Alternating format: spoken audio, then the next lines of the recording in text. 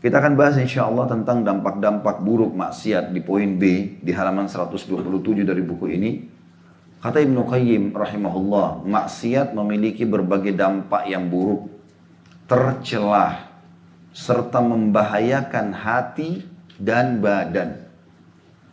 Jadi penyakit-penyakit, gangguan fisik ya, gangguan kejiwaan di dunia ini maupun di akhirat.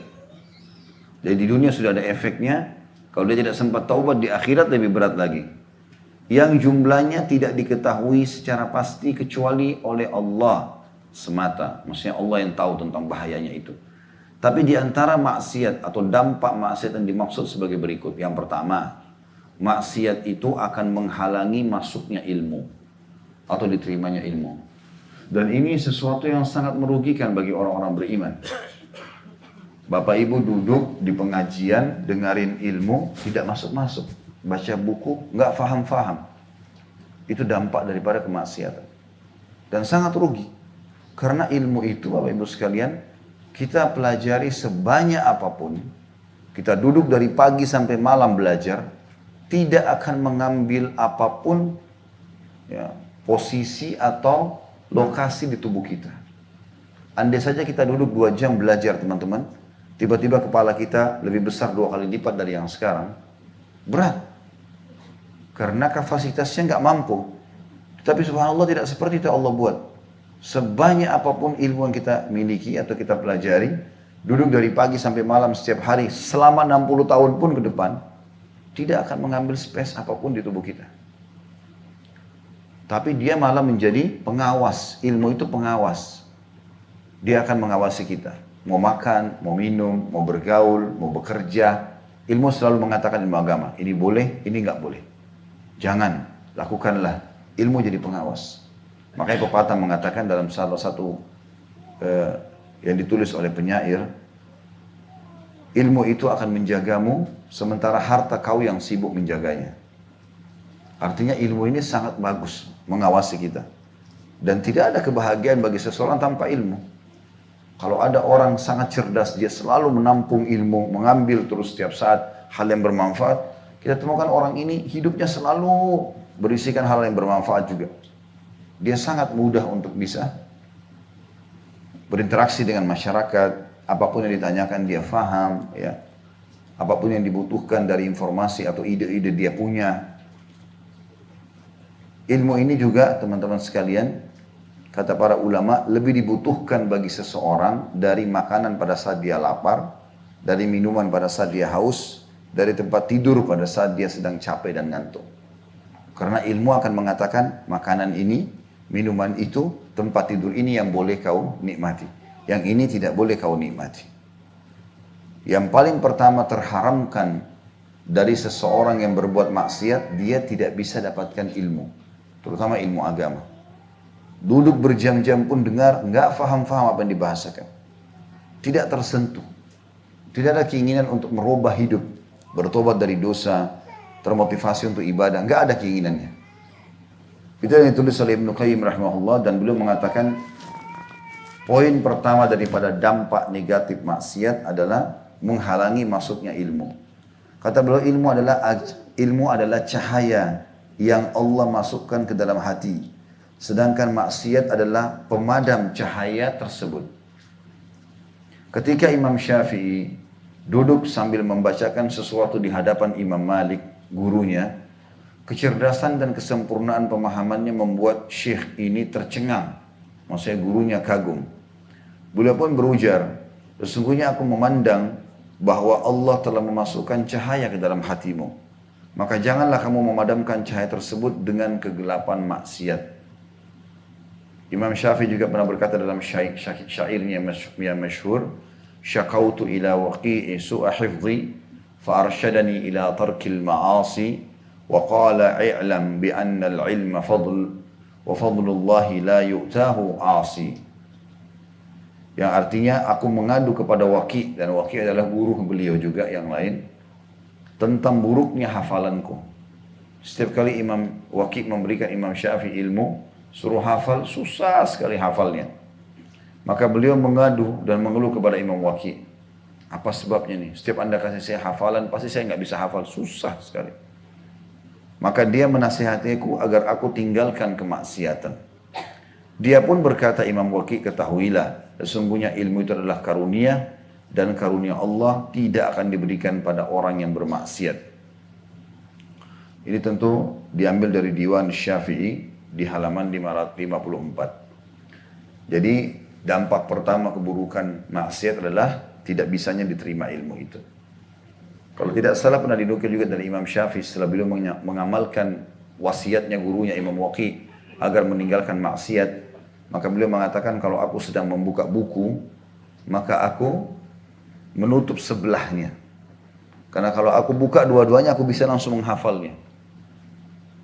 Jadi saking cerdasnya Imam Syafi'i rahimahullah dan jauhnya dari kemaksiatan, maka semua buku bisa dihafal. Ya. Ini sangat luar biasa. Berarti memang ilmu itu akan sangat sejalan dengan orang yang jauh dari kemaksiatan, dan sebaliknya ahli maksiat tidak akan pernah bisa menangkap ilmu itu.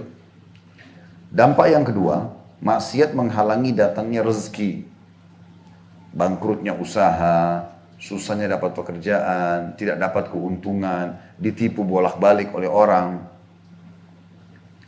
Disebutkan dalam Al-Musnad, maksudnya Musnad Imam Ahmad, sungguh seorang hamba akan terhalang dari rezeki karena dosa yang diperbuatnya.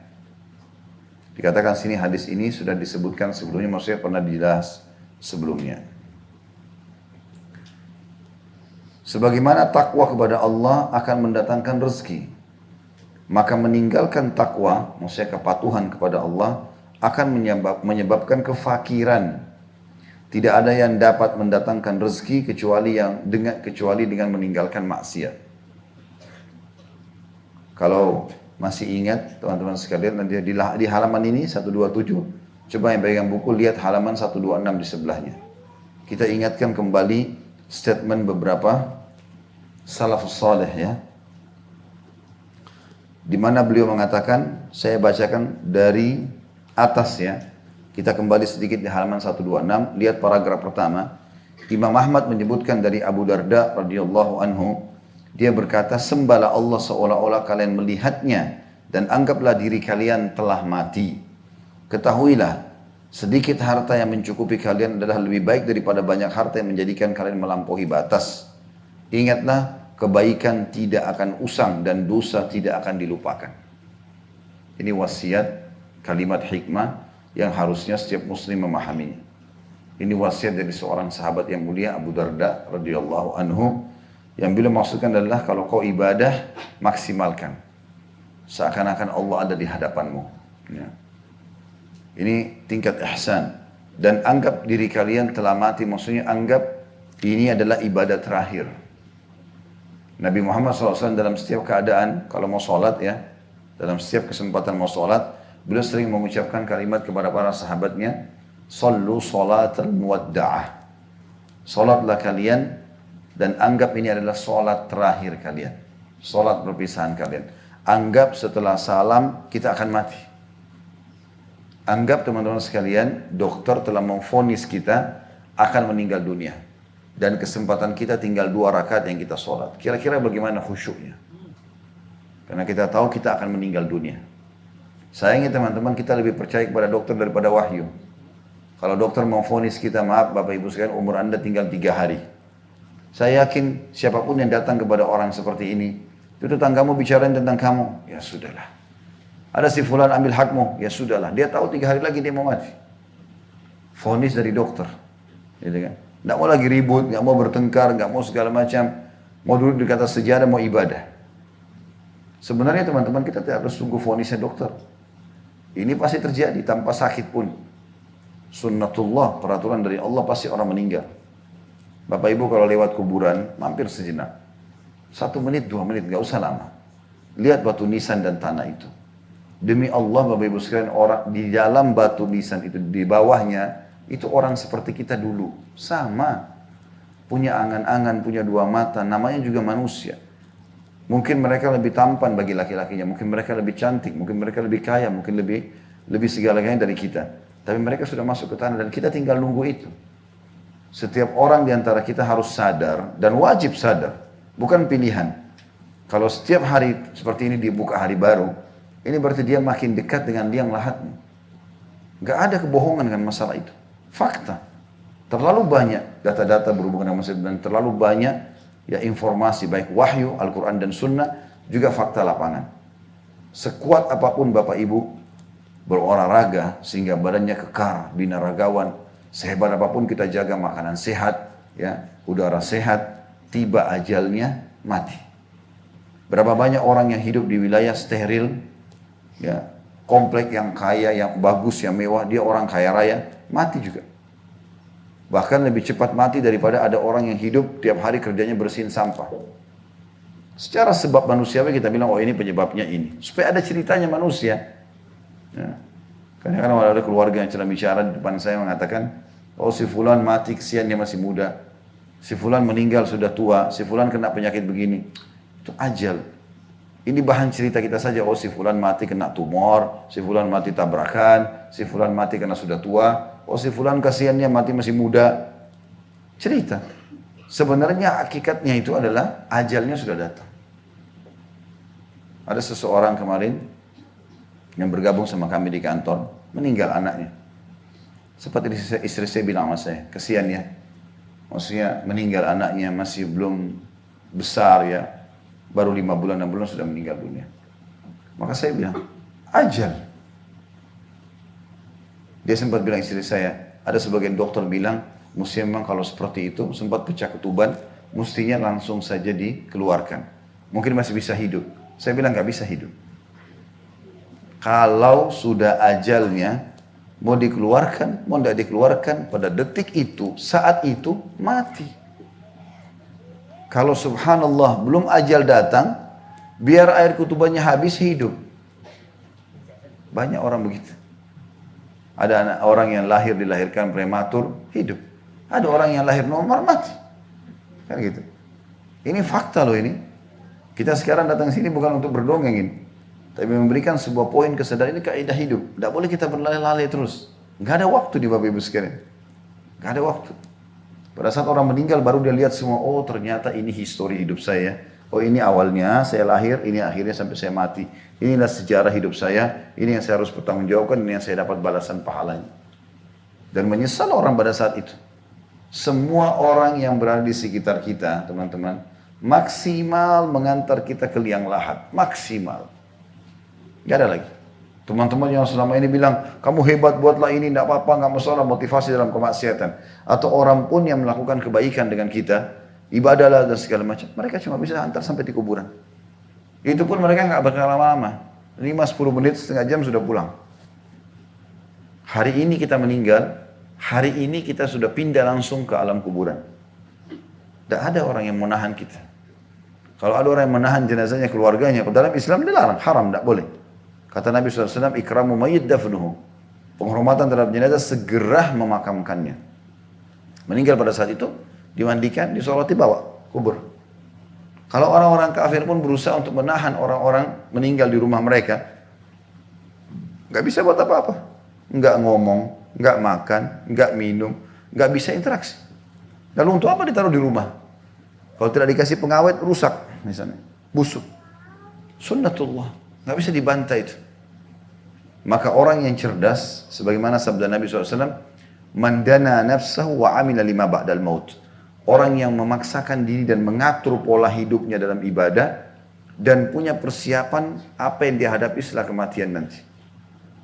Itu yang orang cerdas. Dan orang yang bodoh adalah orang yang selalu berangan-angan, Allah Maha Pengampun, saya masih muda, gampanglah, dan seterusnya. Maka orang seperti ini orang yang jauh dari rahmat Allah SWT. Mereka orang yang ajiz. Mereka orang yang bodoh. Mereka yang tidak punya peluang untuk atau tidak punya kebaikan untuk berbuat hal-hal tersebut. Terlalu banyak orang yang sama bulannya dengan kita dan tanggalnya, juga tahunnya sudah meninggal dunia. Terlalu banyak. Saya kemarin beberapa waktu itu sempat lihat ada di berita, koran. Ini cerita mungkin sudah 5-6 tahun yang lalu. Seseorang sehat, tidak ada masalah, masuk ke lapangan bola, mati. Meninggal tiba-tiba. Tadinya dia sangat fit. Menurut medis orang ini sangat bagus, makanya dimasukkan ikut bertanding. Subhanallah, pada saat dia lahir ditulislah namanya dari negara mana, ditulis tanggal lahir dia dan bulan lahirnya, juga tahun lahirnya sama dengan saya. Ya. Maka saya sempat jadikan bahan muhasabah. Subhanallah, seperti Allah lihatkan saya tanggal dan bulan persis ya 1 Mei, kemudian 1975, maka saya lihat sama dengan saya. Saya mengatakan subhanallah, sudah ada orang yang Allah berikan peringatan sudah meninggal sebelum saya, sama tanggal lahirnya. Bapak Ibu juga begitu. Terlalu banyak orang yang sudah tanggal lahirnya seperti kita. Anda yang punya anak-anak kecil, maka anak-anak kecil itulah tanda-tanda kematian kita. Karena dengan mereka sudah lahir, berarti sudah ada generasi yang akan menggantikan kita. Mulailah berpindah kepada muncul uban 1, 2, kulit mulai keriput, berubahlah raut wajah, berubahlah postur tubuh. Itu normal semuanya. Akan menuju kepada itu semua. Jangan menyesal nanti terakhir, Bapak Ibu sekalian. Ya. Kemudian juga dikatakan di situ selanjutnya, seorang ahli ibadah melihat seorang bocah, lalu terpesona akan keelokannya. Dalam mimpinya didatangkanlah bocah tadi, seraya dikatakan kepadanya, kamu akan merasakan hukumannya atas perbuatan dosa itu selama 40 tahun. Demikianlah mereka, atau meskipun demikian dosa juga memiliki dampak yang terjadi secara spontan dan tidak ditangguhkan. Maksudnya, sekecil itu pun ada orang yang sempat lihat orang lain, anak kecil, dan dia terkagum lihat orang itu. Misalnya laki-laki lihat perempuan, anaknya masih kecil tapi dia kagum. Ini perempuan, kalau anak ini perempuan kalau besar nanti cantik nih, dan begitu dan begitu. Itu saja sudah cukup membuat dia sempat mimpi dan mendengarkan, karena itu kok akan ada hukuman selama 40 tahun. Allahu a'lam hukuman apa, kita tidak tahu. Tapi dampak dari dosa itu ada. Kemudian Sulaiman At-Taimi berkata, seorang pria berbuat dosa secara sembunyi-sembunyi, namun pada keesokan harinya dia merasakan kehinaannya. Jadi kadang-kadang kalau Allah sudah datangkan cobaannya, kita cuma bisa bilang, kok bisa? Ya. Kok bisa ya ini ditahu? Kok bisa ya itu ditahu? Padahal sebenarnya dia tidak sadari. Dosanya dialah yang membuat itu. Nah, kalau ada peluang jangan lakukan, sudah nggak perlu. Nggak ada masalah kok.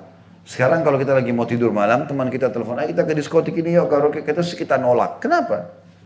Rugi apa kita? Nggak ada rugi apa-apa. Malah tidur lebih sehat. Kita bisa minum susu segar, kita bisa baca zikir mau tidur, istirahat, bangun sholat tahajud. Daripada meninggal dunia dalam kondisi su'ul khatimah. Saya kemarin dikirimkan oleh seorang teman cuplikan, ada seseorang pengurus masjid, kalau nggak salah di daerah Bangladesh, ditangkap oleh CCTV lagi sholat tahajud sendirian. Masuk seperti orang biasa masuk ke musola malam hari, dia sholat sujud, ruku, nggak ada masalah. Begitu dia selesai salam, tiba-tiba dia sujud, terus meninggal dunia. Subhanallah, husnul khatimah Allah kasih. Bapak Ibu, kalau sudah terbiasa dengan perbuatan baik, Allah akan tutup hidup kita dengan perbuatan baik itu. Jadi kalau ada seseorang yang merasa aibnya terbongkar, maka ketahuilah itu karena ada efek maksiat. Jadi nggak usah bilang kok bisa, udah selesai. Yang paling pertama Bapak Ibu lakukan, saya katakan resepnya, astagfirullah, lalu wa atubu ilaih. Perbanyak itu agar Allah tutupi, tidak berkembang lagi aib-aib itu. Selama Bapak Ibu jaga hubungan dengan Allah Subhanahu wa taala, insya Allah tidak akan dibongkar apa-apa. Allah akan tutupi, karena Allah itu salah satu sifatnya sitir, suka menutupi. Tetapi kalau orang sengaja melakukan kemaksiatan, maka Allah buka itu. Nanti kita dengarkan statement setelahnya ya. Yahya bin Mu'ad Ar-Razi juga berkata, aku heran dengan orang berakal yang memohon dalam doanya, ya Allah janganlah engkau menggembirakan musuh-musuh yang senang melihatku terpuruk, tetapi kemudian dia sendiri menggembirakan setiap musuhnya. Ada yang bertanya, bagaimana hal itu bisa terjadi? Yahya pun menjawab, orang itu bermaksiat kepada Allah dan menggembirakan semua musuh pada hari kiamat. Ada orang, dia punya musuh misalnya, lalu dia mengatakan, ya Allah selamatkan aku dari keburukan orang-orang ini. Berdoa sama Allah, tapi dia bermaksiat kepada Allah. Maka Allah jadikan musuh-musuhnya itu menjadi penyebab dia malah terhina. Makanya Umar bin Khattab radhiyallahu anhu kalau setiap kirim pasukan, ini tentu wasiat dari Nabi SAW, selalu mengingatkan, ingatlah. Selalu saja kata Umar, jumlah kalian dibandingkan jumlah pasukan musuh lebih sedikit. Subhanallah, tidak pernah dalam sejarah jihad teman-teman. Dari dulu, kalaupun sampai hari ini ada terjadi, kayak di Palestina misalnya, tidak pernah pasukan jihad kita lebih banyak daripada musuh. Di perang Hunain, yang merupakan peperangan yang sangat besar pasukan muslimin 12.000, itu berimbang dengan pasukan musuh 12.000, tapi tidak pernah lebih. Jumlah kita sudah umum lebih sedikit daripada musuh. Senjata kalian lebih sederhana daripada senjata mereka. Jadi secara jumlah kita kalah, secara senjata juga kita kalah. Kata Umar, yang membuat kalian unggul justru karena ketakwaan kalian kepada Allah. Kapan kalian bermaksiat kepada Allah, maka kalian akan dikalahkan oleh musuh kalian karena mereka lebih dari sisi jumlah, lebih dari sisi kekuatan senjata. Mereka pun bermaksiat, tapi kalian lemah dari sisi senjata, lemah dari sisi jumlah. Dan kalian bermaksiat, pastilah kalian kalah. Maka tidak ada yang mendatangkan kemenangan kecuali itu. Kemudian juga selanjutnya ini statement yang terakhir. Dhannun atau Nabi Yunus alaihissalam berkata, siapa yang mengkhianati Allah secara sembunyi-sembunyi, niscaya aibnya akan dibongkar olehnya secara terang-terangan. Siapa yang sengaja selalu buat dosa kepada Allah subhanahu wa ta'ala dan tidak mau taubat, maka Allah akan buka aibnya secara terang-terangan. Dan kalau sudah Allah buka ini kita nggak bisa nolak. Kita mau buat apa? Tiba-tiba tersebar foto kita, tiba-tiba tersebar berita kita, tiba-tiba ini dan itu. Kita nggak bisa buat apa. Kita cuma bisa menyesal, malu. Sebelum itu terjadi teman-teman sekalian berbanyak bertobat kepada Allah SWT. Jangan buat maksiat. Allah akan tutupi aib itu. Saya kembali kepada halaman 127. Kata beliau, sebagaimana takwa kepada Allah atau patuh akan mendatangkan rezeki, maka meninggalkan takwa, kepatuhan kepada Allah akan menyebabkan kefakiran. Tidak ada yang dapat mendatangkan rezeki kecuali dengan meninggalkan maksiat. Yang ketiga, efek daripada maksiat itu sendiri. Maksiat menyebabkan kehampaan hati dari mengingat Allah. Sulit sekali untuk membaca Quran, berzikir, berdoa, berat. Kehampaan hati yang dirasakan oleh pelaku maksiat antara dirinya dengan Allah, antara dirinya dan Allah, sama sekali tidak dapat dibanding dengan kelezatan apapun. Meskipun seluruh kelezatan dunia terkumpul padanya, tetap saja ia tidak akan mampu menutupi rasa hampa tersebut. Hal ini tidak dirasakan kecuali oleh orang yang hatinya hidup. Sebagaimana disebutkan dalam syair, wa ma li jurhin bimayyitin ilamu. Luka itu tidak akan menyakitkan orang yang sudah mati. Sekiranya dosa-dosa tidak ditinggalkan melainkan untuk menghindari kehampaan tersebut, tentulah hal itu sudah layak dijadikan alasan bagi orang yang berakal untuk meninggalkannya. Ada yang mengadu kepada sebagian orang yang arif tentang kehampaan yang dirasakannya dalam jiwa. Lalu pengaduan itu ditanggapi dengan syair berikut. Idza kunta qad awhashatka dzunub fada'ha idza syi'ta wasta'nis. Bila engkau telah merasakan hampa karena dosa, maka tinggalkanlah ia jika kamu mau dan raihlah kebahagiaan. Tidak ada yang terasa lebih pahit bagi hati daripada kehampaan yang disebabkan dosa di atas kita. Wallahu musta'an, kata beliau. Allah musta'an maksudnya Allah tempat kita meminta pertolongan. Ada satu hal teman-teman yang dititik beratkan dari poin ini. Kalau teman-teman beribadah kepada Allah dan kita sudah nikmati itu, dalam kenikmatan ibadah itu, orang itu akan merasakan kelapangan dada, ketentraman jiwa, walaupun dia berada di sebuah gubuk yang tua. Ada kita temukan orang, saya pernah temui orang, tiap hari kerjanya di masjid, Masya Allah, di Surabaya waktu itu. Saya kenal, saya sempat tinggal 2-3 tahun waktu itu di sana. Saya temukan orang ini tiap hari ke masjid. Saya sempat mampir ke rumahnya, setelah saya kenalan, Pak, saya mau mampir ke rumah. Iya silakan, datang. Tapi dia seperti sedikit agak malu gitu kan. Cuma dia bilang, tapi Pak Ustadz bagaimana? Tidak apa-apa, saya mau datang ke rumah Bapak. Gitu. Saya datanglah ke rumah dia. Subhanallah, rumahnya itu di pinggir kanal. Semua dari kayu, dan kayu ini mungkin kalau saya pun dorong rubuh gitu. Jadi bukan cuma sekedar gubuk biasa. Tetapi subhanallah saya masuk, saya duduk melantai sama dia di tanah. Saya merasakan masuk rumah itu ketentraman hati, saya sendiri tenang. Kelihatannya walaupun cuma tanah, nggak ada lapisan, nggak usah kita bicara masalah granit, batu aja nggak ada tanah. Dia tidur dia sama istrinya di atas lapisan tikar biasa.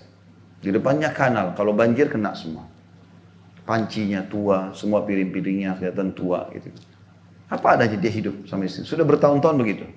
Tapi subhanallah, saya orang ini selalu bahagia. Sampai saya tanya, Pak, Bapak pernah ngalamin masalah sama istri? Dia bilang, Alhamdulillah Ustaz, 20 atau 23 tahun saya menikah, belum pernah saya ribut sama istri saya sekalipun. Tidak pernah ribut dalam rumah tangganya. Allah subhanahu wa ta'ala berikan itu. Ketentraman jiwa. Jadi walaupun rumahnya gubuk, lapang luar biasa gitu. Saya juga pernah, subhanallah, Allah pertemukan dengan orang yang sangat mampu. Punya rumah, kita udah susah untuk menilai rumah ini atau mencari celah murahnya. Semuanya mahal. Dari catnya, dari lampunya, dari semuanya mahal. Kita lihat sini, ini mewah, ini mewah, ini mewah. Tapi subhanallah duduk, ya, itu dalam kondisi meja penuh dengan makanan tapi nggak bisa makan. Kenapa? Sakit. Tamu semua makan enak, dia nggak bisa makan. Ada yang didorong sama kursi roda.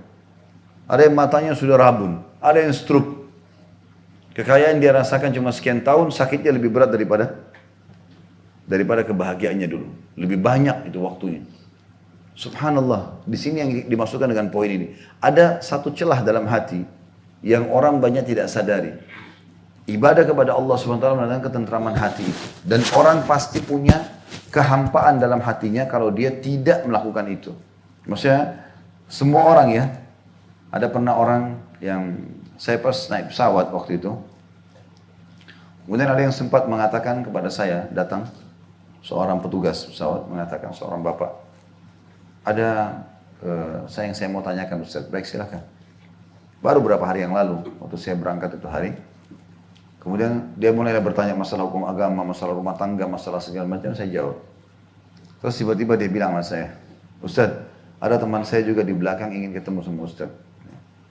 Tapi saya bilang, saya nggak tahu Ustaz bisa atau tidak, karena waktunya sudah mau landing pada saat itu. Terus dia bilang, tapi saya heran Ustaz, begitu dia lihat Ustaz, dia langsung nangis di belakang, belum bicara apa-apa, dan dia bilang, tolong sampaikan kepada Ustaz saja. Kenapa ya? Walaupun uang saya melimpah, ada pekerjaan, secara fisik nggak ada kekurangan, tapi ada kehampaan hati rasanya. Ada sesuatu yang hilang ini. Tidak tahu apa itu. Paling tidak dia bilang, saya merasa sangat jauh dari Allah. Maka ini mirip dengan apa yang dikatakan di poin ketiga. Sebenarnya secara fitrah, hati kita ini cenderung kepada Allah Subhanahu wa ta'ala. Cuma banyak orang yang tidak mengetahui kalau itu yang sedang dibutuhkan oleh hatinya. Oleh karena itu sekali lagi kalau kita kembali kepada ibadah, pasti kita akan rasakan ketentraman teman-teman. Kalau ini ambil dari saya, kalau teman-teman terus saja beribadah nih, ibadah ke ibadah, seminggu, sebulan, setahun, berjalan terus, sambil kita tutup maksiat, percaya teman-teman sekalian, nanti ada saatnya, tiba di mana kita kalau sujud nggak mau angkat kepala rasanya dari sujud. Nyaman rasanya bicara sama Allah itu. Kita kalau berdoa nggak mau berhentikan doa kita. Kita kalau lagi berzikir rasanya nyaman, hati kayak tenang. Kita kalau sudah membaca Quran nggak mau berhenti, mau baca terus baca ayatnya. Sayang rasanya kalau ada yang panggil pun nanti sebentar, tanggung nih. Ada perasaan itu. Makin terus kita dekatkan sama Allah, makin banyak datang perasaan seperti itu. Sampai pada tingkat nanti kita lihat sesuatu fenomena biasa saja, sudah nangis. Misalnya kita lihat orang mati, ya Allah gimana ya kalau saya mati begitu. Atau orang ibadah, ya Allah kenapa saya nggak bisa buat ya. Terus begitu tuh, ada perasaan-perasaan itu muncul. Dan ini tidak bisa, ini terharamkan bagi orang yang melakukan kemaksiatan. Tidak bisa dirasakan. Dia malah heran, kok orang ini bisa nangis ya. Ada orang subhanallah, biar orang gempah di depan matanya, biar terjadi longsor, biar terjadi banjir, petir. Bagi dia biasa, cuma takut sebentar sudah. Kembali kepada kemaksiatan. Depan matanya Allah lihat, orang-orang keluarganya, rumahnya hancur kena tsunami, hancur kena longsor. Di Indonesia kan banyak terjadi. Dia sempat selamat masuk ke kemah-kemah. Ya, sementara. Bukannya dijadikan pelajaran, oh alhamdulillah ya saya kemarin selamat. Teman saya tuh kemarin kena tanah, tenggelam, longsor, mati. Dia bukan jadikan pelajaran, oh bagaimana kalau saya begitu ya. Sekarang alhamdulillah Allah masih kasih saya umur, maksudnya saya ibadah. Enggak. Kembali lagi kepada kemaksiatannya. Enggak sholat di kemah itu. Enggak ibadah kepada Allah SWT. Kembali kepada kelalaiannya. Jadi tidak terkena dengan fenomena itu. Ini kenapa? Karena hatinya sudah kusam sekali. Kalau orang hatinya sudah bercahaya dengan iman, ya, sering beramal soleh, maka fenomena sedikit saja terjadi, udah cukup membuat dia tersentuh. Ada subhanallah pernah jemaah umrah saya, lagi tawaf gitu. Sementara tawaf. Kemudian kami jalan, tawaf pertama, tawaf ketiga, tiba-tiba bapak itu sebelah saya nangis-nangis gitu. Saya tanya, kenapa Pak nangis? Gak tahu Ustaz, kayak pengen aja nangis. Melihat Ka'bah ini kayak terharu gitu. Kayak rasanya Allah memanggil saya datang ke sini secara khusus gitu. Ini tidak muncul teman-teman sekalian kalau selama hati orang masih kotor.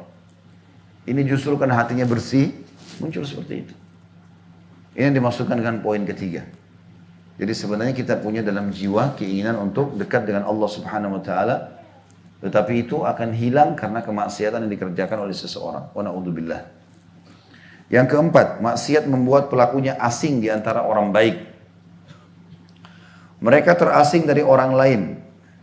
Pasti dialami, merasa terasing dari orang lain, pasti dialami pelaku maksiat, terutama terhadap orang-orang baik di antara mereka. Jika keterasingan itu menguat, dia pun makin jauh dari mereka. Akibatnya orang itu tidak dapat memperoleh berkah dengan manfaat atau mengambil manfaat dari orang-orang soleh tersebut. Pelaku maksiat ini pun semakin dekat dengan hizbus syaitan atau golongan syaitan, sesuai dengan kadar jauhnya dari hizbur rahman atau golongan Allah. Rasa terasing ini akan bertambah kuat, bahkan semakin merajalela, sampai-sampai mempengaruhi hubungannya dengan istri, anak, kerabat, bahkan terhadap jiwanya. Hingga kamu melihatnya merasa asing meskipun terhadap diri sendiri. Sebagian salaf berkata, aku pernah bermaksiat kepada Allah, lalu kurasakan bahwa kemaksiatan itu mempengaruhi tingkah laku istri dan hewan tungganganku. Jadi teman-teman sekalian, di muka bumi ini cuma ada dua golongan, orang baik, orang jahat. Kalau orang di tengah-tengah ini berarti dia cenderung kepada orang jahat, karena dia masih buka pintu kejahatan. Kita akan merasa tentram dengan orang baik, karena orang baik itu atau orang yang saleh selalu saja isinya adalah kebaikan-kebaikan. Dia suruh kita pada kebaikan, mengingatkan sholat, menyuruh sedekah, menyuruh baca Quran, melarang kita dari kemaksiatan. Tapi kapan orang membuat kemaksiatan, maka akan muncul dalam jiwanya perasaan tidak ingin mendekat dengan orang-orang saleh. Syaitan akan besar-besarkan itu. Kau sudah kotor, kau tidak layak berteman sama mereka, gitu kan? Dan subhanallah, orang yang buat dosa ini teman-teman sekalian, dia miliki rasa takut yang ekstra dalam dirinya sendiri. Contoh misal, orang nonton sesuatu yang haram di HP-nya. HP ini ukurannya kan kecil, dia bisa sembunyikan. Tetapi kalau dia lagi nonton sesuatu yang tidak benar, ada orang lewat, walaupun orang itu cuma lewat, gak lihat dia, tapi dia ketakutan sendiri. Seakan-akan nanti dilihat orang. Tiba-tiba buru-buru ditutup. Kalau dia sendirian, gak ada orang. Ia dimaksud juga dengan poin nomor 4. Dia akan merasa ketakutan sendiri dan juga dia akan jauh dari orang-orang baik. Karena kalau sama orang-orang baik, dia akan selalu dinasihati, diluruskan, gitu kan. Padahal Abu Darda berkata radhiyallahu anhu, kalau bukan karena 3 hal, aku tidak berharap hidup di dunia ini sesaat pun. Yaitu menahan hausnya atau menikmati dahaga atau haus pada saat lagi puasa. Menahan kantuk pada saat malam lagi tidur dengan tahajud dan juga duduk dengan orang-orang saleh. Bermajlis sama mereka itu sesuai dengan hadis Nabi SAW, perumpamaan majlis yang baik, orang-orang saleh dan salehah seperti penjual minyak wangi. Kalau kau lewat saja, maka kau akan cium bau wanginya. Kalau kau mampir, bisa saja kau dikasih hadiah atau kau akan membelinya. Dan perumpamaan majlis yang buruk seperti peniup arang, ya. Arang biasanya kalau dibakar kita kipas, ya. Kalau di negara Arab itu pakai kipasnya itu seperti tiupan, ada corong kecil, terus ditekan dengan 2 tangan. Itu meniup arang. Kalau kau lewat, majlis buruk seperti lewat di peniup arang itu. Kapan kau lewat, minimal kau akan cium bau busuknya. Ada bau tidak enak, kata Nabi SAW. Kalau kau mampir, bajumu bisa terbakar dengan serpian apinya.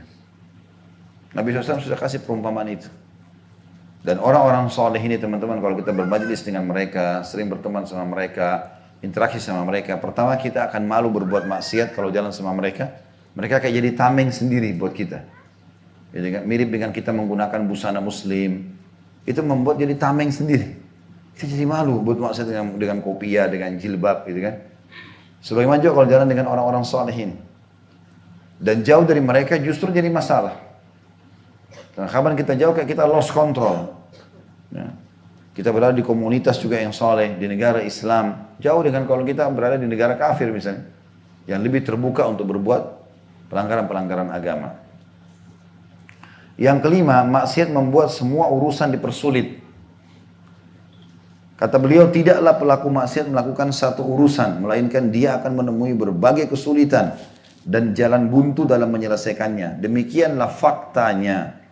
Sekiranya orang itu bertakwa kepada Allah, niscaya urusannya dimudahkan olehnya. N-nya besar kata ganti Allah. Begitu pula sebaliknya, siapa yang mengabaikan takwa, niscaya urusannya akan dipersulit olehnya. Alangkah mengherankan bagaimana mungkin seorang hamba Allah menyaksikan pintu-pintu kebaikan dan kemaslahatan tertutup serta jalan-jalannya menjadi sulit tetapi dia tidak mengetahui dari mana asalnya. Poin ini sudah sempat saya singgung tadi ya. Kapan Bapak Ibu buka kemaksiatan, pastikan sudah banyak pintu-pintu kebaikan yang Bapak Ibu tutup. Sekali dosa saja, walaupun kecil. Kalau Bapak Ibu buka lagi 2, maka 3, 4, 5 hari, 6 hari, 7 hari, seminggu, sebulan, setahun. Naudzubillah, kumpul kebo, berzina, mabuk, menipu, segala macam. Maka akan lebih banyak sekali pintu-pintu kebaikan yang Anda tutup. Banyak sekali. Termasuk baktinya anak-anak ya, termasuk apa saja, sampai sebagian salafus saleh itu selalu tersenyum dan bersyukur kepada Allah di setiap kegiatan kebaikan yang sedang bersama dia. Misal, istrinya sedang berbicara santun dengan dia, atau suaminya, atau istrinya sedang melayani makanan, atau anak-anaknya menunjukkan ingin berbakti dengan dia. Semuanya itu adalah nikmat Allah yang diberikan justru karena ketaatannya. Dan kapan ada sesuatu yang berubah dari itu saja, sudah cukup untuk membuat mereka bertobat dan istighfar. Karena memang itu efek daripada dosa kita. Yang keenam, maksiat menghadirkan kegelapan di dalam hati pelakunya. Pelaku maksiat merasakan kegelapan di dalam hatinya sebagaimana merasakan gelapnya malam jika telah larut. Kegelapan karena maksiat ini di dalam hatinya bagaikan gelapnya ruangan bagi matanya. Ketaatan adalah cahaya dan maksiat adalah kegelapan. Apabila kegelapan menguat, maka kebingungan juga bertambah sehingga pelakunya terjatuh dalam berbagai bid'ah dan perkara yang membinasakan. Sedangkan ia tak atau tidak menyadarinya. Keadaannya seperti orang buta yang berjalan keluar sendirian pada malam yang gelap gulita. Kegelapan maksiat akan menguat hingga terlihat di mata, lalu menguat lagi sampai menyelimuti wajah dan menjadi tanda hitam hingga setiap orang mampu melihatnya. Abdullah bin Abbas radhiyallahu anhu berkata, sungguh kebaikan mempunyai sinar di wajah. Jadi setiap kita lihat sesuatu orang itu bercahaya, gitu kan. Kadang-kadang walaupun orang itu berkulit hitam, subhanallah kita bisa lihat cahaya itu. Ya. Kami tahu dulu ada teman-teman kami di kampus di Madinah dari Afrika, kulitnya hitam, tapi subhanallah kita pada saat ketemu nyaman berinteraksi sama dia. Kalau ngobrol sama dia nyaman, kita nggak mau berhenti. Melihatnya aja sudah suatu kebahagiaan buat kita. Gitu kan? Padahal orang yang berkulit hitam, subhanallah saya temukan, saya coba tadi tahu kepada beberapa teman-teman orang Saudi yang sekelas dengan dia, gitu kan? Kebetulan dia fakultas hadis, saya fakultas dakwah. Lalu kemudian saya tanya, bagaimana sih fulan itu? Bilang, Masya Allah nggak pernah ketinggalan sholat malamnya.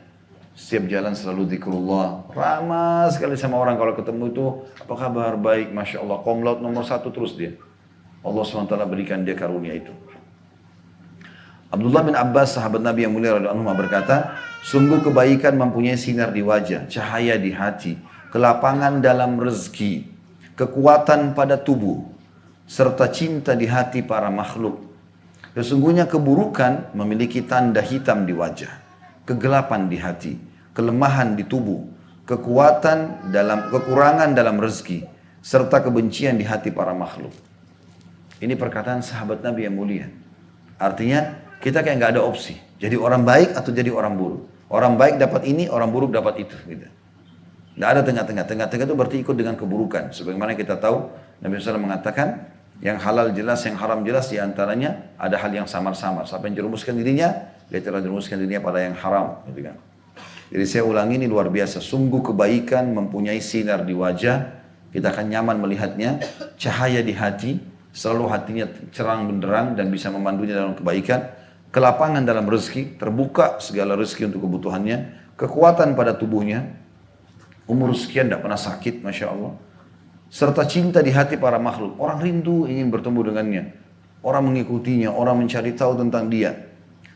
Sesungguhnya keburukan memiliki tanda hitam. Walaupun dia berkulit putih kelihatan kayak ada tanda hitam ya. Kegelapan di hatinya. Dia tidak tahu harus berbuat apa. Karena tidak ada ide. Kelemahan di tubuh. Selalu ada penyakit ini, penyakit itu. Kekurangan dalam rezeki. Dan juga kebencian di hati para makhluk. Yang ketujuh, dampak maksiat. Maksiat melemahkan hati dan juga badan. Dampak buruk maksiat, tentu tadi ada disinggung sedikit di sebelumnya ya, tapi di poin nomor 6 itu lebih tepatnya mendatangkan kegelapan dalam hati. Maksudnya sumpah, suntuk, tidak punya ide ya, itu muncul. Yang ketujuh, maksiat melemahkan hati dan badan, ini secara fisik. Dampak buruk maksiat dengan melemahnya hati merupakan perkara yang tampak dengan amat jelas. Bahkan akan senantiasa memperlemahnya hingga berhasil memadamkan cahaya hati secara keseluruhan. Adapun pengaruh maksiat yang melemahkan badan dikarenakan kekuatan seorang mukmin adalah bersumber dari hati. Jika hatinya kuat, badannya juga kuat. Jadi teman-teman, sebenarnya kekuatan yang ada itu di hati atau di ruh seseorang. Kalau ada orang selalu dulu di majelis ilmu, selalu beribadah, walaupun badannya kecil, kurus, kita akan temukan jiwanya besar, kuat. Hamparan atau hantaman angin sekuat apapun dalam kehidupan dia bisa lalui. Mau lapar, mau kesusahan, semuanya jadi mudah bagi dia. Tapi kalau ada orang subhanallah badannya yang dijaga, ya dengan penampilannya tapi ruhnya atau hatinya ini kusut, tidak ada keimanan, maka sedikit dihantam dengan cobaan maka habislah dia. Kata beliau, adapun orang yang berdosa adalah orang yang paling lemah ketika dibutuhkan, meskipun memiliki tubuh yang kuat. Kekuatan tersebut justru tidak hadir pada saat dirinya benar-benar membutuhkan. Perhatikanlah kekuatan tubuh kaum Persia dan Romawi yang justru melukai diri mereka sendiri pada waktu mereka benar-benar membutuhkannya. Hingga mereka dikalahkan oleh orang-orang beriman dengan kekuatan hati dan tubuh mereka. Waktu pasukan Islam teman-teman masuk ke wilayah Romawi di tahun 15 Hijriah di zaman Umar bin Khattab radhiyallahu anhu pergi ke negeri Syam. Itu pasukan Romawi terkenal tidak bisa masuk sebagai satu prajurit kecuali sudah dites tingginya harus sama, postur tubuhnya kekar, latihan ngangkat dorong batu lah, inilah segala macam. Itu dilatih luar biasa. Itu juga dengan Persia. Persia lebih kekar-kekar lagi, lebih besar-besar lagi. Di tahun 16 pasukan muslimin berhasil menembus Persia. Di dua wilayah besar ini teman-teman sekalian, pasukan yang bergabung dengan umat Islam. Anda tahu waktu itu Umar bin Khattab mengiklankan jihad untuk siapa? Untuk seluruh muslimin. Datanglah orang tua, anak-anak, anak remaja, datang semua. Mereka belum punya keterampilan perang sebelumnya. Bergabung dengan pasukan muslim. Pasukan yang dikirim tahun 15 Hijriah ke wilayah negeri Syam, yang dipimpin oleh Abu Ubaidah bin Jarrah radhiyallahu anhu dan Khalid bin Walid radhiyallahu anhu ajma'in, itu terdiri dari 12.000 pasukan. Yang diserang ini 250.000 pasukan. Tak bisa ketemu ini. Karena kalau 250.000, 10%-nya saja 25.000. Pasukan umat Islam masih setengahnya itu. Itu cuma 5% saja. 12 ribuan. Tapi subhanallah dengan besarnya hati dan jiwa mereka menembus Romawi. Takluk. Mereka lari meninggalkan kancah peperangan. Karena dengan kejiwaan yang besar dan iman ini, mereka mengejar kematian itu, ingin mati. Sementara orang-orang non-muslim dengan fisik yang kuat pun, mereka berusaha menyelamatkan diri dari kematian. Begitu juga dengan Persia. 30.000 pasukan dipimpin oleh Sa'ad bin Abi Waqqas radhiyallahu anhu di tahun 16 Hijriah itu menembus Persia dan seluruh termasuk ibu kotanya namanya Madain takluk di tangan muslimin. Hanya dengan 30.000 pasukan. Dan berhasil, subhanallah. Puluhan ribu dikalahkan oleh atau ratusan ribu pasukan dikalahkan oleh muslimin. Padahal mereka tuh kesatria-kesatria yang sudah terlatih. Umat Islam, siapa saja kayak kita sekarang ini ada jihad misalnya. Ayo jihad bapak-bapak sekalian. Semua pada datang. Mungkin ada yang tidak potong bawang pakai pisau aja nggak bisa. Apalagi mau bunuh musuh gitu. Tapi subhanallah bergabung Allah berikan kemenangan. Ya. Yang kedelapan, maksiat menghalangi ketaatan. Malas ibadah. Andaikan perbuatan dosa tidak ada hukumannya kecuali akan menghalangi ketaatan yang seharusnya menempati posisi dosa tersebut, serta merintangi jalan menuju ketaatan kedua, ketaatan ketiga, keempat dan seterusnya, maksudnya mengerjakan ibadah dari ibadah ke ibadah yang lain, maka hukuman ini sudah cukup. Banyak sekali ketaatan yang terputus karena dosa. Padahal suatu ketaatan lebih baik daripada dunia beserta isinya. Hal ini bagaikan seseorang yang memakan satu hidangan yang menyebabkannya sakit berkepanjangan sehingga dia tidak bisa lagi menikmati berbagai hidangan yang lebih enak daripada hidangan yang tadi. Wallahul musta'an. Maksudnya Allah tempat kita sebaik-baik untuk meminta pertolongan. Yang kesembilan, kemaksiatan memperpendek umur dan menghilangkan keberkahannya. Jadi tadi kalau poin 8 sudah jelas ya, kita jadi malas ibadah. Kalau Bapak Ibu sudah mau sholat duha malas, mau puasa Senin Kamis malas, mau ini malas, mau itu malas, astagfirullah wa atubu ilaih. Bukan sekali, ulangi terus. Sampai hati kita terbuka mau mengerjakan. Karena salah satu dampaknya yang ke-8 adalah maksiat menghalangi ketaatan. Kita jadi malas untuk ibadah. Yang ke-9, kemaksiatan memperpendek umur, maksudnya adalah memperpendek keberkahan atau menghilangkan keberkahannya. Jika kebaikan memperpanjang umur, maka kedurhakaan mengurangi umur. Ulama berbeda pendapat dalam hal ini. Sebagaimana pendapat atau sebagian berpendapat bahwa yang dimaksud dengan berkurangnya umur bagi pelaku maksiat adalah hilangnya keberkahan umur. Dan ini disampaikan oleh Ibnu Taimiyah rahimahullah. Beliau pada saat menjabarkan sabda Nabi SAW, siapa yang ingin dipanjangkan umurnya, diluaskan rezekinya, maka dia melanjutkan hubungan silaturahim. Maka di sini pertanyaannya, apakah berarti kalau dia silaturahim dari 70 tahun Allah tentukan di Lauhil Mahfuz berubah jadi 75? Bukan, kata beliau. Karena memang apa yang ditulis di Lauhil Mahfuz dalam hadis Bukhari tidak akan berubah.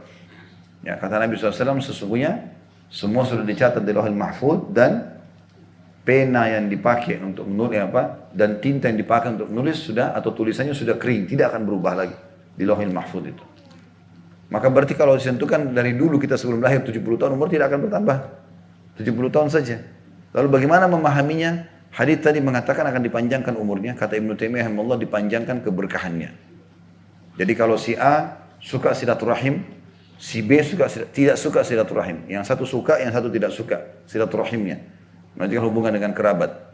Maka kita temukan kalau si A sama si B sama-sama dikasih umur 70 tahun oleh Allah, atau sampai 70 tahun kita akan temukan si A sudah banyak bangun masjid, sudah banyak punya anak yatim, sudah banyak yang dia lakukan ketaatan-ketaatan. Sementara si B tidak lakukan itu. Itu maknanya keberkahan umur.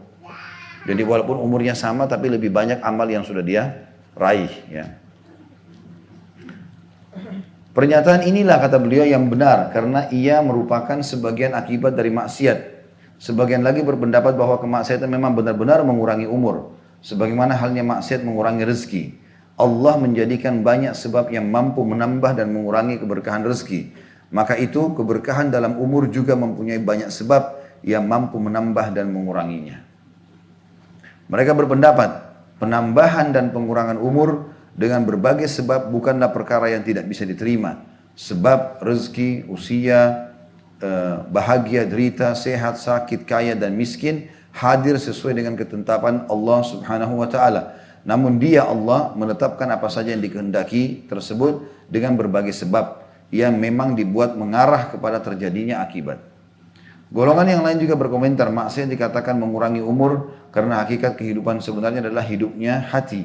Oleh karena itu Allah menyebut orang-orang kafir sebagai orang mati walaupun mereka tetap hidup ya. Mereka mati atau sebagai orang mati tidak hidup sebagaimana firman-Nya amwatun ghairu ahya dalam surah An-Nahl ayat 21, berhala-berhala itu benda mati dan tidak hidup. Atau makna lainnya adalah orang-orang kafir itu adalah hidup tapi seperti orang mati. Jadi pada hakikatnya yang dimaksud dengan kehidupan adalah hidupnya hati. Sebab seberapa lama hati itu hidup, maka sepanjang itulah umur manusia. Ia tidak lain hanyalah waktu-waktu yang dipergunakan untuk mengingat Allah. Pada saat itulah takwa dan kebaikannya bertambah. Inilah hakikat umur yang tiada lagi umur selainnya. Jadi poin ini sebenarnya dititik beratkan oleh beliau tentang masalah pengaruhnya dalam kejiwaan. Kalau seandainya orang berbuat kemaksiatan, maka dia merasa sulit untuk melakukan ketaatan-ketaatan sehingga dianggap seperti orang mati. Tidak ada nilainya lagi kehidupannya. Mirip dengan sabda Nabi SAW, rumah yang dipakai sholat dengan tidak dipakai sholat seperti, atau rumah yang ada dipakai zikrullah dengan tidak zikrullah adalah seperti orang mati dan orang hidup. Walaupun di dalamnya orang-orang hidup, tapi kalau tidak pernah zikrullah maka dianggap mati, karena tidak ada manfaatnya bagi mereka. Orang mati artinya tidak ada manfaat lagi dalam kehidupannya. Tetapi yang pendapat yang paling kuat di sini adalah pendapat yang mengatakan umur tidak akan bertambah kecuali keberkahannya, dan berkurangnya umur dengan kemaksiatan itu adalah berkurangnya keberkahannya. Ya, artinya kalau orang tadinya taat kepada Allah Subhanahu wa taala, kemudian dia terlibat dalam dosa lalu dia tidak kembali taubat, dia tetap aja dalam kemaksiatannya, maka akan banyak perbuatan baik yang hilang dari dia. Peluang untuk mendapatkan pahala jadi hilang dari dia. Kata beliau, secara umum dapat ditarik kesimpulan bahwa jika seorang hamba berpaling dari Allah dan sibuk dengan berbagai kemaksiatan, maka sirnalah kehidupan hakikinya yang kelak dia temui. Pelakunya akan merasakan akibat kemaksiatan tersebut pada hari ketika ia mengungkapkan penyesalannya, sebagaimana dalam surah Al-Fajr ayat 24 yang artinya, alangkah baiknya sekiranya dahulu aku mengerjakan kebaikan dalam hidupku ini. Hal ini tidak lepas dari dua perkara. Apakah sebelumnya ia mempunyai visi terang, visi tentang kemaslahatan dunia dan akhirat, ataukah tidak? Jika dia tidak memiliki visi tentang itu, maka seluruh umurnya telah sia-sia dan hidupnya hilang percuma. Kebalikannya, apabila dia mempunyai visi, maka jalan yang ditempuh terasa panjang karena adanya berbagai rintangan. Ia sulit memperoleh sebab-sebab yang mengantarnya kepada kebaikan karena sibuk berbuat yang sebaliknya. Inilah pengurangan hakiki dari umurnya.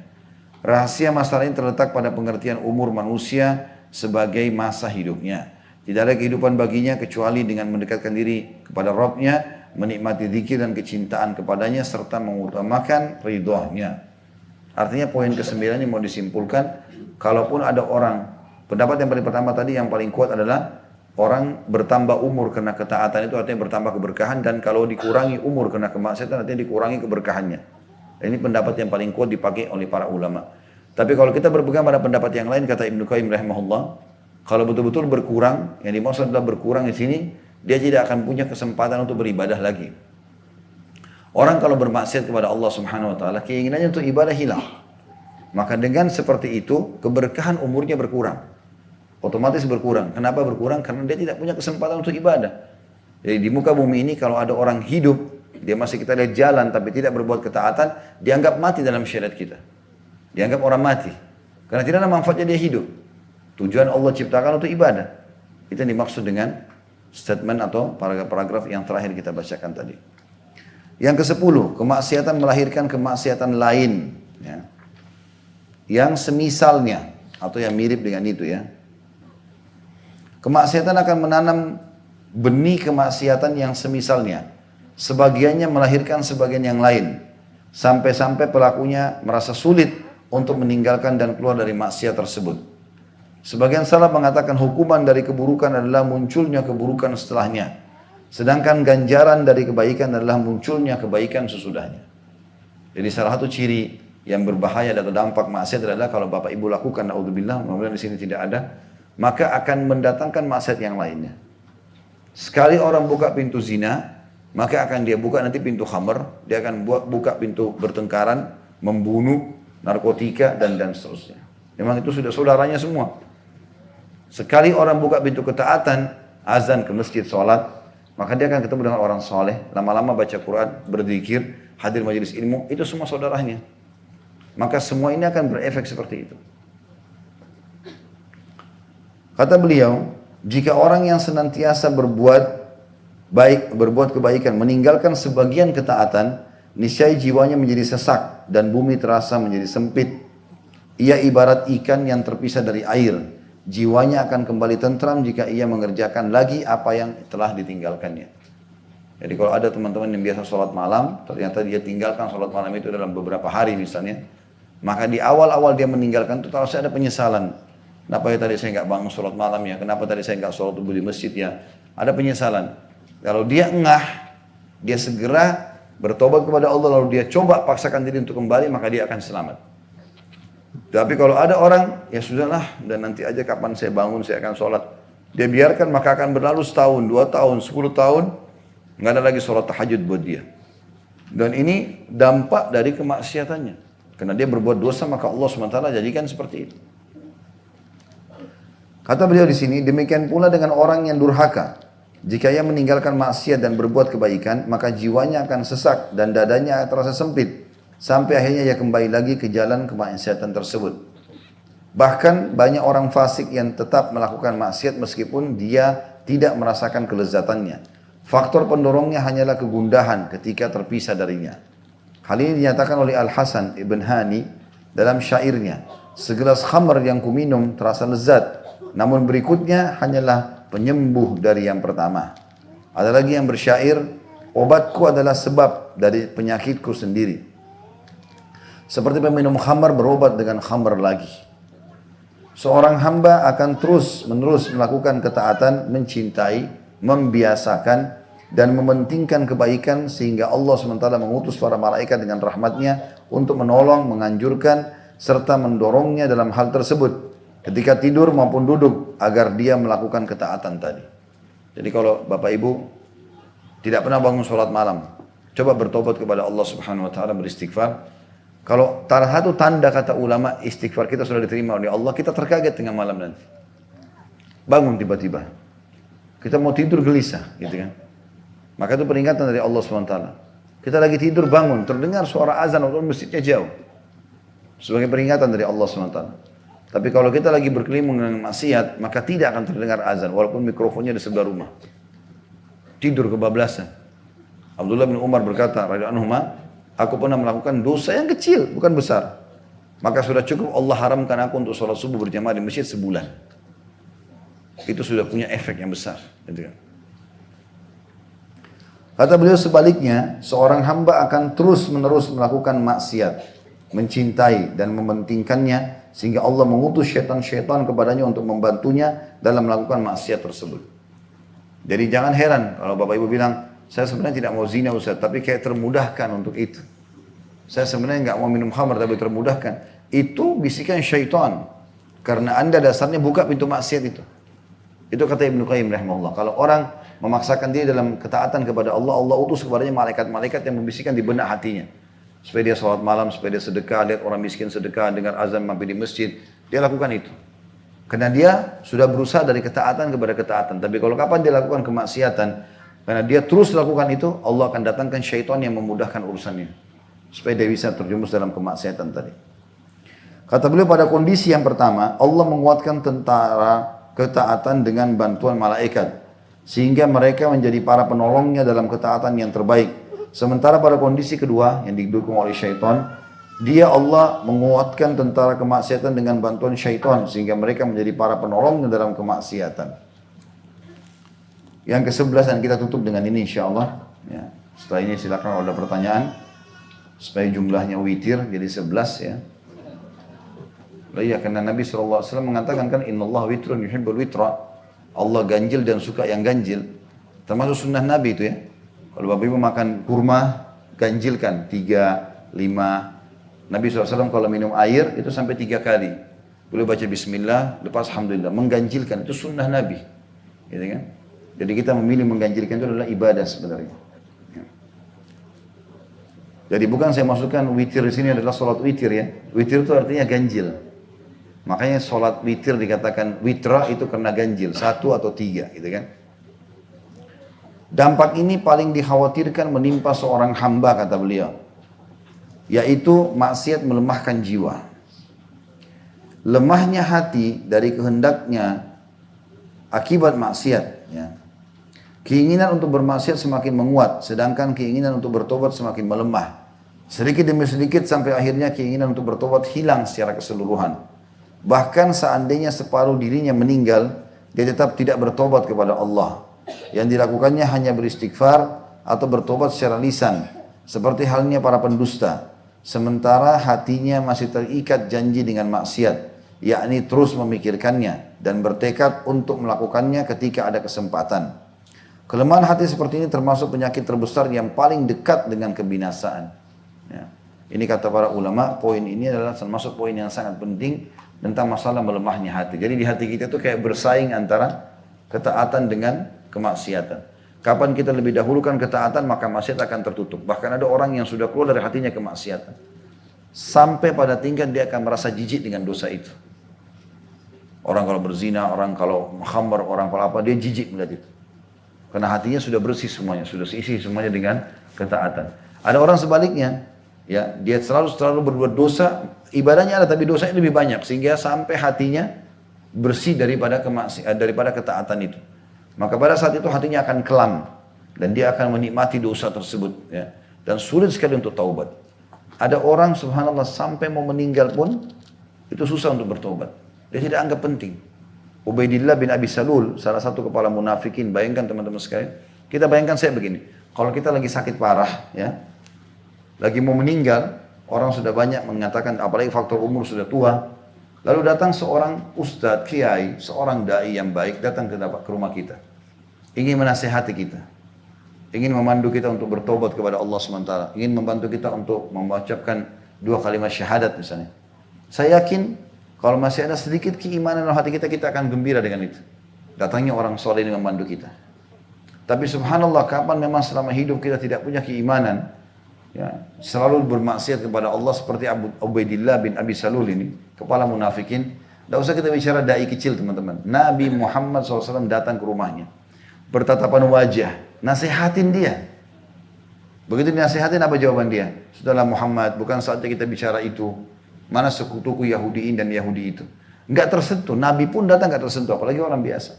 Ini semua yang dimaksudkan dengan poin nomor 11. Maksiat itu melemahkan hati. Sudah sampai pada tingkat tidak ada lagi ketaatan dalam hatinya. Semuanya kemaksiatan.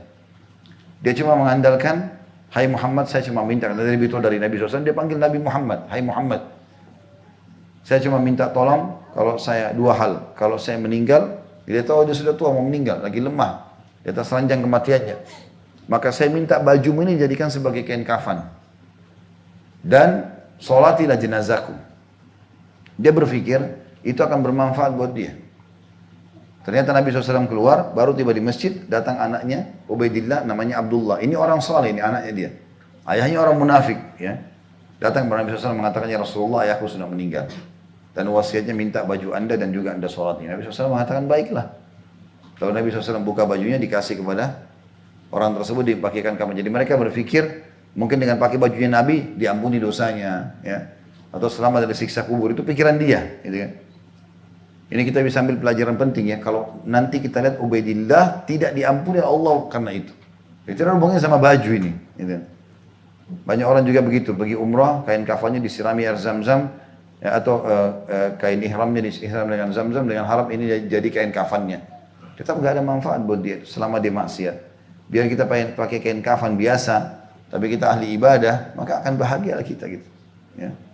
Jadi jangan sampai kita salah di sini. Maka pada saat itu Nabi SAW sholati. Tersebar berita satu Madinah kalau Nabi mensolati Ubaidillah. Ubaidillah ini orang semua tahu munafik. Dia yang disebutkan dalam surah Al-Munafikun, gitu kan? Pimpinannya ini. Maka Umar bin Khattab mengatakan, radhiyallahu anhu, saya tidak pernah berbuat kasar atau tegas kepada Nabi SAW kecuali pada saat itu. Saya pegang pundak Nabi mengatakan, ya Rasulullah, munafik, jangan disolati. Tak boleh solatin. Dan jangan mohon ampun untuk dia. Kata Nabi SAW, hai Umar, aku akan mensolatinya dan memohon ampun untuknya selama aku belum dilarang. Dan riwayat lain, aku akan terus beristighfar sampai 70 kali pun agar Allah memaafkan. Nabi SAW cinta dengan umatnya. Tapi ternyata Allah menurunkan firman-Nya yang menegur Nabi SAW. Mengatakan, mulai sekarang jangan kau mensolati jenazah mereka. Jangan kau berdiri di kuburannya untuk memohon ampun untuk mereka karena mereka telah kufur kepada Allah. Maknanya baju yang kau kasih pun, kau solati pun tidak ada gunanya buat mereka. Gitu kan? Maka di sini yang jadi tolak ukur adalah bagaimana seseorang sendiri beramal soleh itu akan bermanfaat buat dia. Apa yang akan menemani kita di kuburan teman-teman sekalian adalah amal soleh kita. Tidak ada yang lain. Semua yang bapak ibu sibuk beli ini, cari baju baru, sepatu baru, kendaraan, rumah, cari pasangan hidup. Semuanya pada saat kita meninggal hanya dikatakan, oh ini sepatunya si fulan, oh ini mobilnya, oh itu istrinya, oh itu suaminya, itu anak-anaknya. Sehari, 2 hari, sebulan, habis itu dilupakan. Sekarang teman-teman sini yang orang tua sudah meninggal, berapa kali antum ziarah kubur beliau? Dihitung jari. Ada orang setahun sekali, ada orang tidak pernah ziarah kuburan orang tuanya. Bukan cuma ziarah, berdoa aja untuk orang tuanya nggak pernah. Orang lupakan kita teman-teman sekalian. Manfaat yang antum dapatkan pada saat sudah meninggal justru amal yang kita kerjakan pada saat kita hidup. Itu poinnya. Kalau kita tidak maksimal di sini maka kita akan rugi sendiri. Allahu a'lam. Ini bahasan kita, insya Allah kita akan lanjutkan nanti pertemuan akan datang lagi dengan lanjutannya di poin nomor 12. Maksiat menyebabkan hati tidak lagi menganggapnya sebagai perkara yang buruk. Allahu a'lam.